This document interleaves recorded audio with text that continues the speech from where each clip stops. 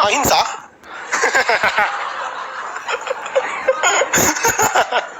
अहिंसा इस्लाम धर्म के हिसाब से अगर कोई फांसी की सजा ही नहीं, सर काट दो। और जैन धर्म में देख रहे हैं कि चीटी उटी का भी जान नहीं ले रहा है। कौन सा क्लास में कर क्यों भाई, नींद में नहीं ना हो।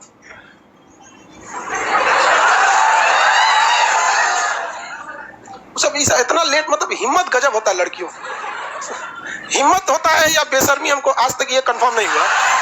हम लोग का क्लास अगर आधा घंटा लेट हो जाता तो हम बताते ना आपको, लड़का सबको बताते हैं, इतना लड़का में हिम्मत नहीं किसी में कि क्लास लेट होने के बाद ऐसे जाके घुस जाए।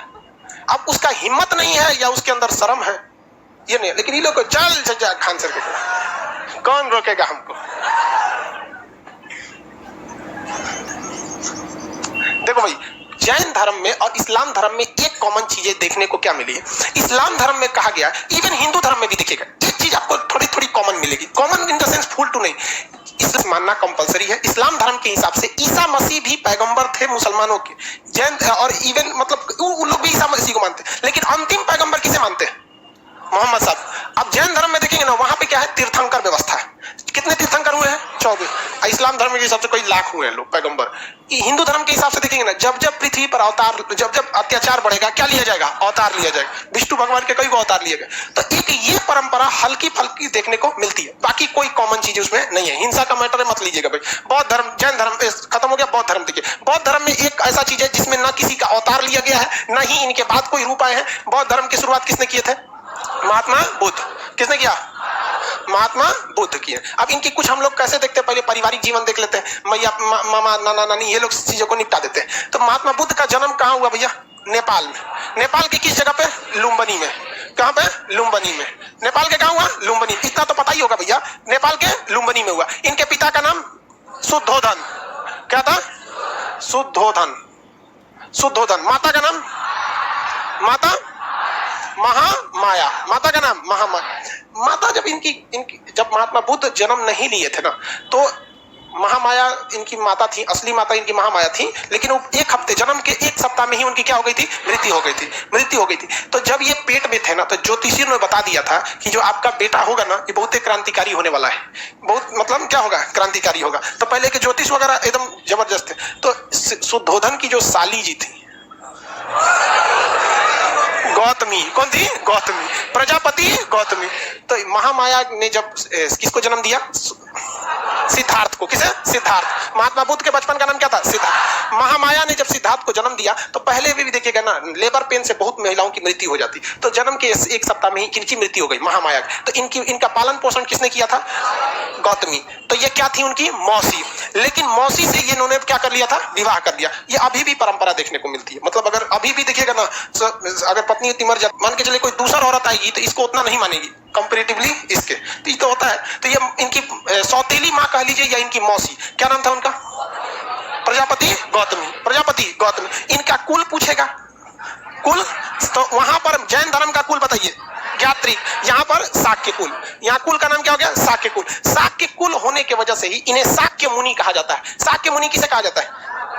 सिद्धार्थ को। इन्हें क्या कहा? सिद्धार्थ। जब ये जन्म लिए तो इनको ज्योतिषी ने बताया कि घर द्वार त्याग देगा। क्या करेंगे? घर द्वार त्याग देंगे। और ये बहुत ही ज्ञानी बनेगा और दुनिया को सच्चाई के रास्ते पर ले जाएगा। ध्यान से समझिएगा, जब सिद्धार्थ का जन्म हुआ तो ज्योतिषों ने क्या कहा कि ये बहुत ज्ञानी बनेगा और दुनिया को सच्चाई के रास्ते पर ले जाएगा, घर द्वार मोह माया सब त्याग देगा।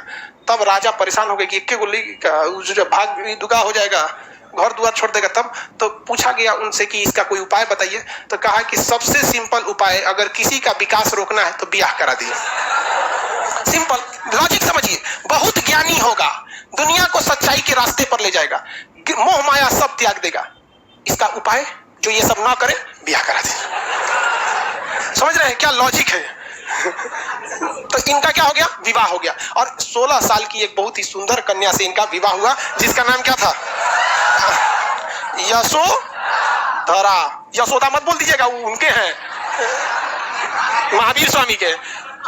यशोदा बेन पटेल मत बोल दीजिएगा, फिर तुम मोदी जी में। मोदी जी की पत्नी का नाम क्या था? बेवकूफ, इधर कौन आनंदी बेन बोलता है? मुख्यमंत्री रही थी वहां पे, यशोदा बेन नाम था उनका, मोदी जी का। तो देखिए इनकी शादी किससे हुई? यशोदा। शादी ब्याह बहुत ठीक ठाक से हुआ, सब कुछ सही चल रहा था।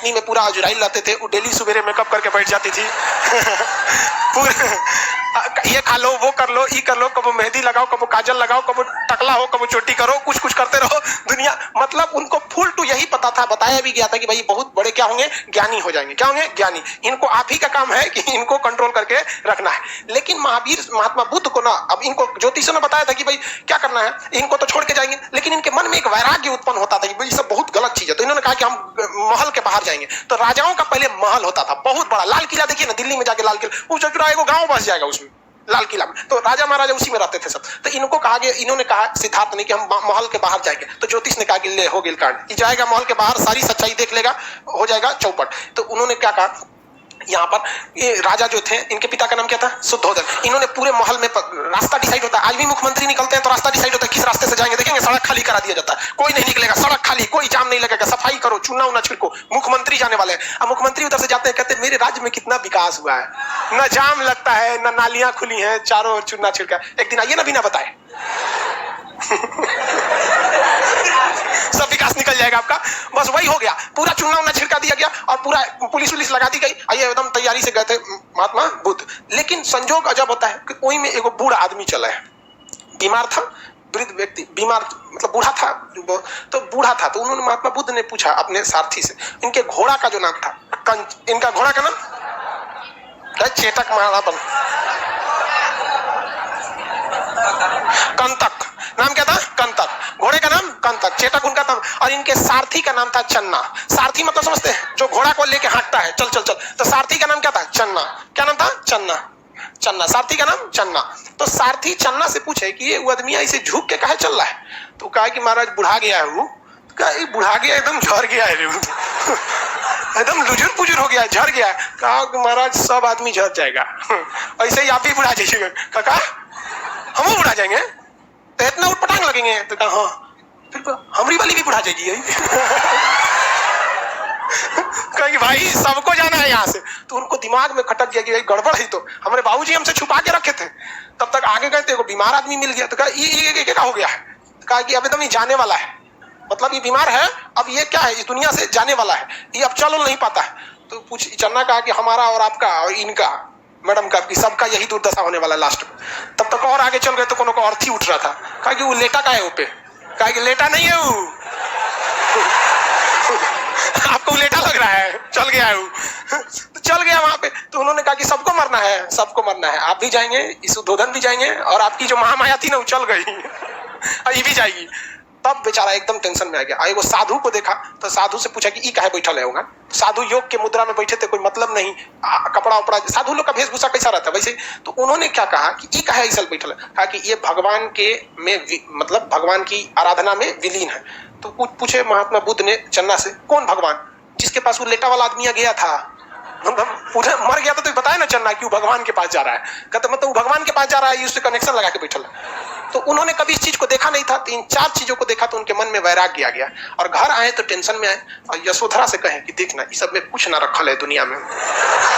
तो ये तो दिमागे ठनक गया जोन बवाल के लिए हमको लाया गया था, बवाल आ गया इनके। तब तक पता चला कि यशोधरा गर्भवती। अब ये टेंशन में थे कि हमको घर द्वार छोड़ना है, और उधर से गर्भवती लड़का होने वाला था। इनको एकदम टेंशन था कि हम घर द्वार छोड़ देंगे, भाई जब बूढ़ा होना ही है, बीमार पड़ना ही है, राजा रहे चाहे फकीर रहे, बीमार पड़बे करेगा, गरीब होगा ही, मरबे करेगा, तो क्या जरूरत है झमेला करने का। तब तक वहां पे लड़का हुआ महात्मा बुद्ध का। तो नौकरानी सब पहले खुशखबरी लेके आती थी, जो पहले लाता था ना उसको कुछ गिफ्ट मिलता था, राजा वजा दे देता था सब। तो लेके आए तुरंत, महाराज की जय हो, यशोधरा को पुत्र हुआ है, तो बेटा हुआ है। तो बेटा का खुशी भारत में कुछ ज्यादा रहता है। समाज है, पुरुष समाज है, समझ में गया कि नहीं? बेटी का अभी भी मतलब, अब तो शहरों में थोड़ा सा कम है, लेकिन गांव में अभी भी मान के चलिए, अगर किसी को एगो बेटा नहीं है ना, तो एगो बेटा के इंतजार में 9 बेटी पैदा कर सकता है। वो फुल स्टॉप तभी मारेगा जब एगो उधर बेटा लग जाए, नहीं तो कॉमा देके आगे बढ़ते रहेंगे।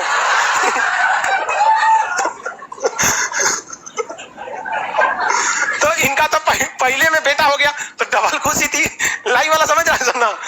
तो डबल खुशी थी। तो अब इनको बुद्ध भगवान को ले जाकर बताया गया, महाराज आपको तो पुत्र हुआ है, नाम रखिए। तो कहे दूर ससुर तू नहीं, एगो तो हम घर छोड़े वाले थे, ये कहाँ से चला आया पहला कहीं का।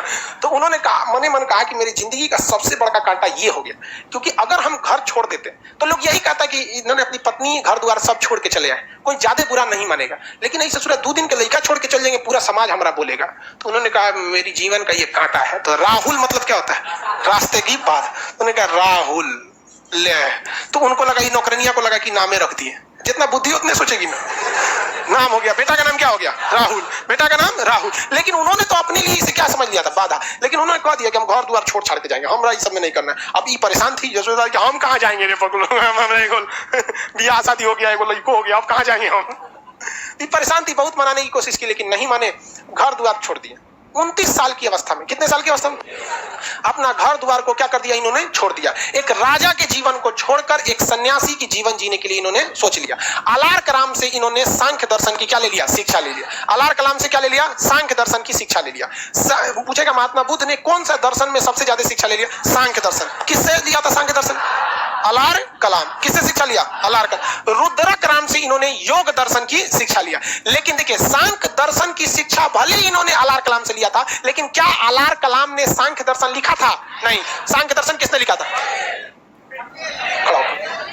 सांख्य दर्शन किसने लिखा?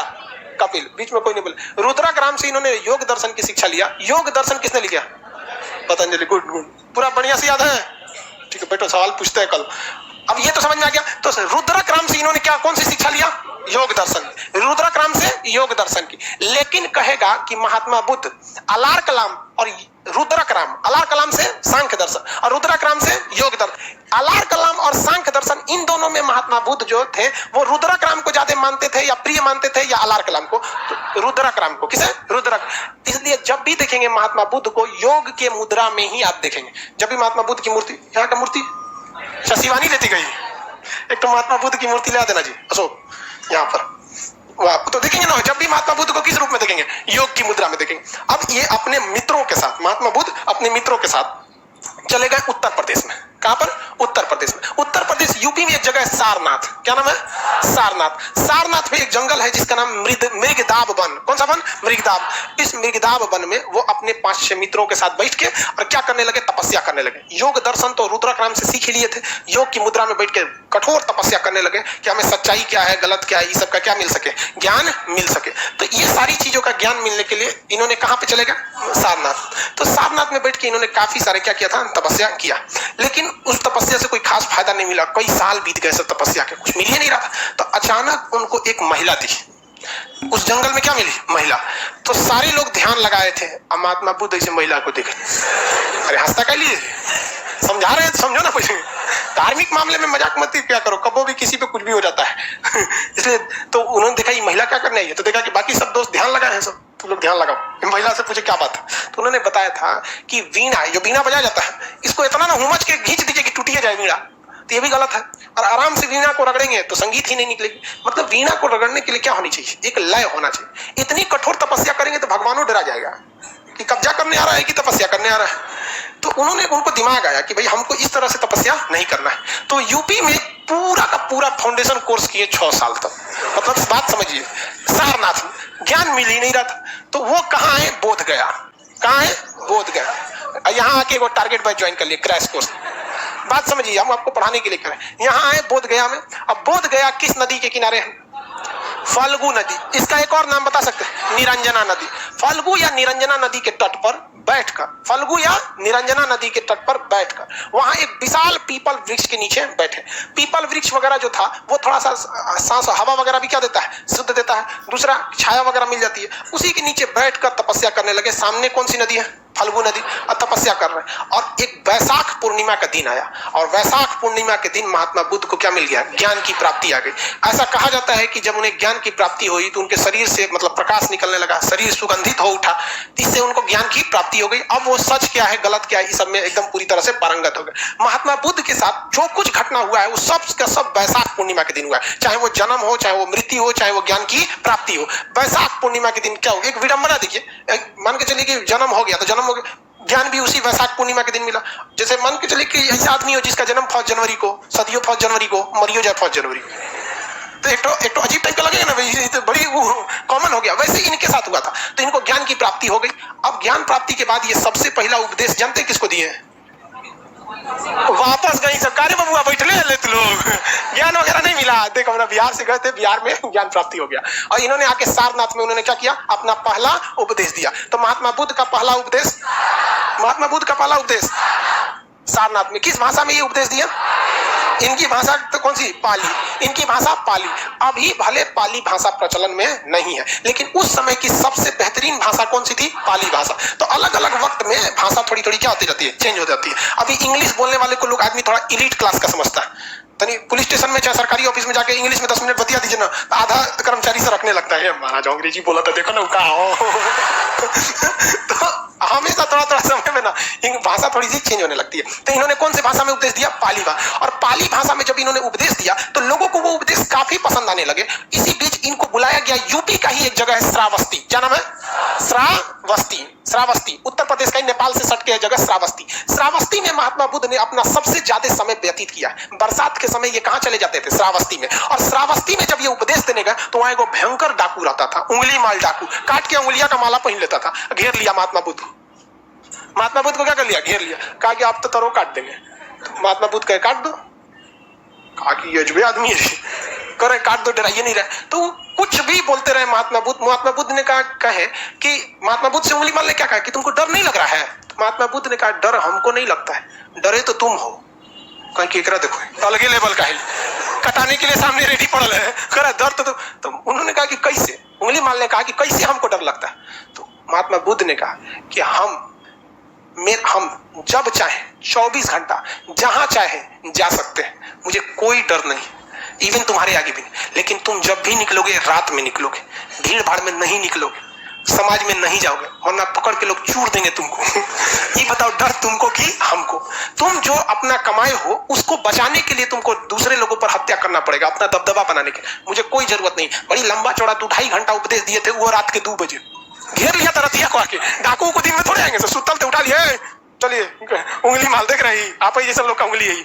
तो उंगली माल डाकू को उपदेश दिए। बाद में उंगली माल डाकू भी क्या हो गया?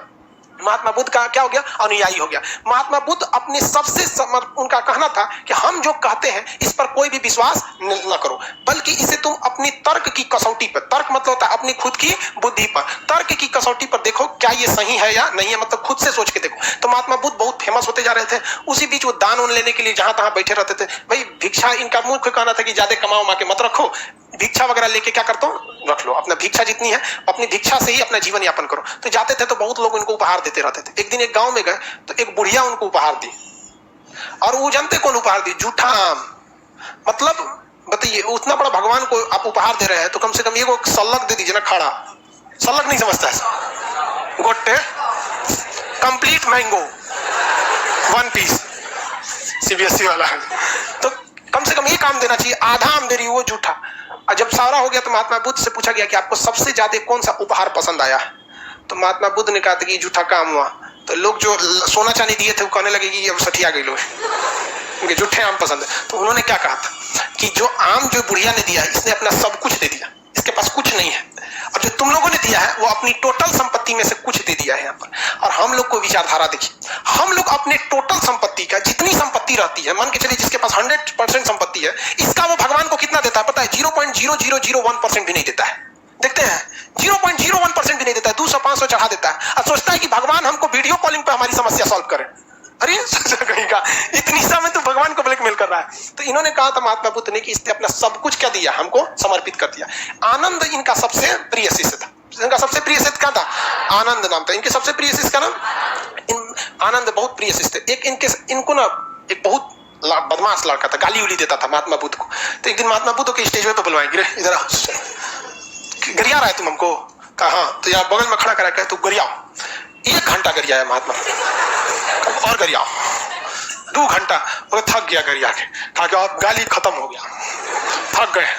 तो महात्मा बुद्ध ने कहा कि देखो, मान के चलो कि हमने अपना कोई सामान तुमको दिया और तुम मेरे सामान को लेने से अगर इनकार कर देते हो तो वो सामान किसका होगा?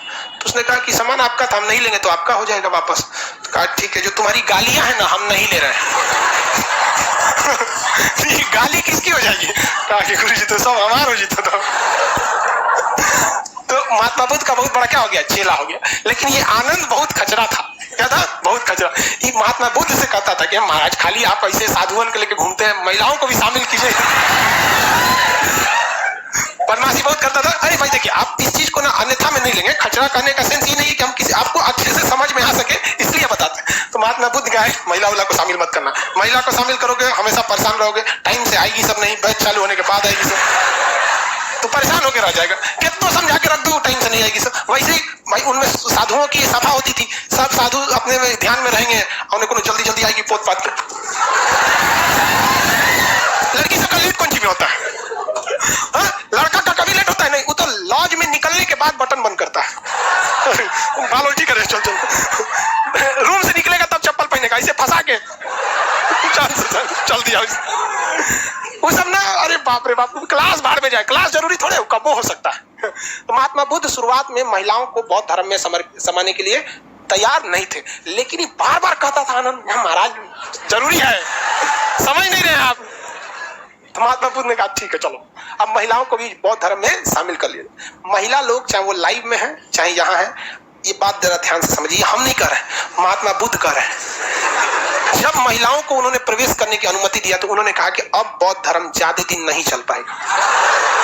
यह हमारा कथन नहीं है, यह महात्मा बुद्ध का कथन है कि अब बौद्ध धर्म ज्यादा दिन नहीं चल पाएगा। आप इसको गौर से देखिएगा, एक महिला जो रहेगी ना, उसका झगड़ा जानते किससे होगा? अपनी सास से, कभी ससुर से नहीं होगा, क्योंकि उस ससुर उसको टॉर्चर नहीं करने वाला है कोनो बात में। सास जो रहेगी बेचारी 11 बजे सूत के सोई है, काम करके पतो ओके 4 बजे कोच के उठा देगी, बबनी उठ चाय बना। अरे बेचारी 4 बजे क्या करने के लिए खखवाई लाएगी, तो मैं झाड़ देगी बुढ़िया कहेगी। उसका झगड़ा हो जाएगा अपनी मतलब देवरानी से होगा, देवर से नहीं, जेठानी से होगा, भसुर से नहीं। देखना बराबरी बराबर। तो महात्मा बुद्ध ने कहा कि अब जब बौद्ध धर्म ज्यादा दिन चलने वाला नहीं है, तो ये महात्मा बुद्ध के कथन थे और आगे जाके ऐसा हुआ भी, ज्यादा दिन बौद्ध धर्म नहीं चला। लेकिन अब क्वेश्चन में हिसाब से रखेंगे, पहली महिला कौन थी? प्रजापति गौतमी। बौद्ध धर्म में शामिल होने वाली पहली महिला प्रजापति गौतमी। दूसरी महिला हाजीपुर जो जगह है वहां, वैशाली, हाजीपुर मतलब समझ रहे हैं ना, वैशाली, वैशाली की एक डांसर थी आम्रपाली। हाँ सर आम्रपाली लग रहा है कि गौए की थी। कहाँ घर है? हाजीपुर। तो वहां की एक तो डांसर थी, आम्रपाली नर्तकी थी। अब वो भी क्या हो गई? बौद्ध धर्म में शामिल हो गई। बौद्ध धर्म ने सबसे लोगों को कहा कि देखिए आपको कठोर नियम पालने की जरूरत नहीं है। बौद्ध धर्म ने 3-4 सिद्धांत दिया, अष्टांगिक मार्ग दिया, सत्य का सिद्धांत दिया और उसके बाद उन्होंने त्रिरत्न दिया, बुद्ध धम्म और संघ। बुद्धम शरणम गच्छामि, धम्मम शरणम, संघम शरणम गच्छामि और धम्मम शरणम गच्छामि। ये उनके त्रिरत्न है। कितने लोग बता सकते हैं जैन धर्म के त्रिरत्न कौन थे? शॉर्टकट में क्या था? KFC। शॉर्टकट में KFC, चिकन वाला नहीं, जैन धर्म में चिकन बंद है। KFC, knowledge, faith and correct. अब कल बाकी चीजें जैन धर्म बौद्ध धर्म के बारे में कंप्लीट कर देंगे। ठीक है, आज के लिए इतना ही।